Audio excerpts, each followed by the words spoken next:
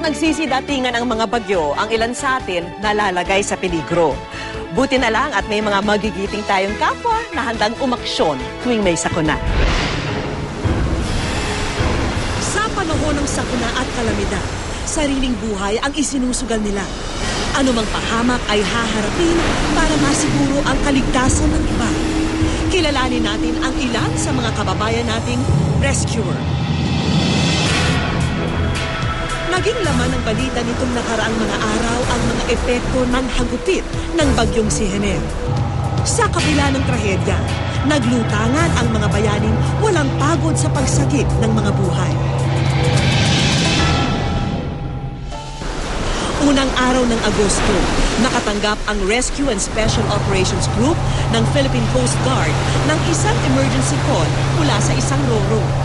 Papuntang Mindoro ang ferry pero dahil sa tindi ng panahon, na-stranded ito at ang mga sakay nitong crew at pasahero ng 4 na araw sa Manila Bay. Ang kanilang malaking problema, ang pagkaubos ng supply ng tubig at pagkain. Kahit pa naglalakihan ang mga alon, full force na sumabak ang mga rescuer, may abot lang ang tulong sa kanilang mga kapwa. Sa anumang emergency, may maasahan daw tayong tutulong mula sa iba't ibang mga volunteer.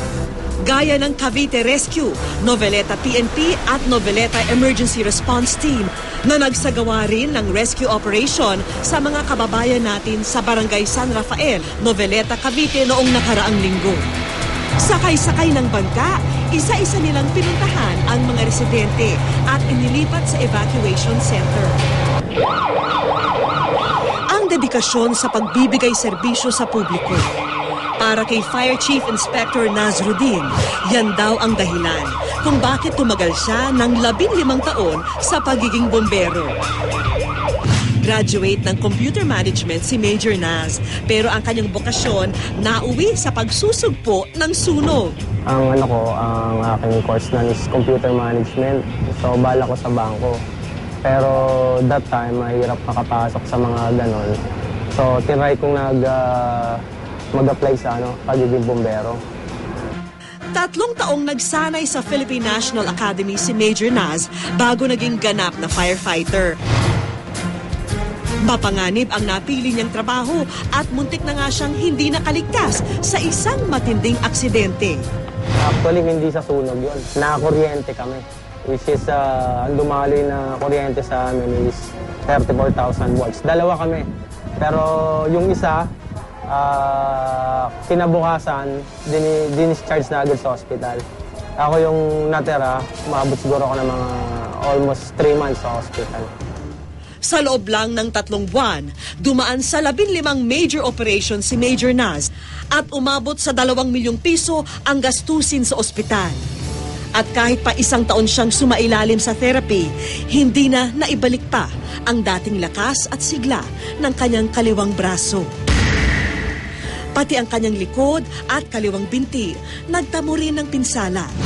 Pero sa kabila ng lahat, wala raw pinagsisisihan si Major Naz. Proud na proud ako sa pagiging firefighter or bombero ko. Kasi nga, pagiging bombero is serbisyo sa publiko. At isa pa, yung mahal na mahal ko talaga yung pagiging bombero ko. Actually, sabi nga nila, sir, sa ano ka na lang, sa admin office ka na lang, kumbaga sa opisina. Hindi ko inano, sabi ko, hindi, re-responde pa rin ako. Kasi mas masaya ako pag rumiresponde ako at nakakatulong sa mga kapwa ko. Pag nakasave kami kasi ng isang buhay ng tao, parang masarap sa pakiramdam, parang fulfilling sa sarili namin. Dahil sa aksidente, imbis na panghinaan ng loob, lalo pa raw siyang naging desidido sa pagtulong sa mga nalagay sa peligro. Siguro may dahilan pa kaya ako nabuhay or binuhay pa ng Diyos. Siguro isa sa dahilan nun is marami pa akong dapat turuan or matutunan sa buhay ko. Ang ating susunod na bayani, isa namang teenager, ang 19-year-old na third-year nursing student na si EJ. Isa siyang rescue volunteer at miyembro ng student group ng Pre-Hospital Emergency Care and Trauma Response Association, isang non-profit at non-government organization ng University of the East Ramon Magsaysay Memorial Medical Center na katuwang ng District 2 Tondo sa pagre-responde sa mga emergency situation. Nag-start po ako mag-enter ng Metro Rescue last year, mga November. Nare-relate ko sila together, natututo ako sa pagiging nurse ko, natututo rin ako sa pagiging paramedico. Mula sa first aid hanggang sa cardiopulmonary resuscitation o CPR, kayang-kaya raw niya itong gawin. Pero ang pinaka-challenging daw niyang naranasan bilang paramedic trainee ay nang minsan silang rumesponde sa pasahero ng bumaliktad na motor sa highway. So nagkaroon siya ng crash injury sa forehead niya.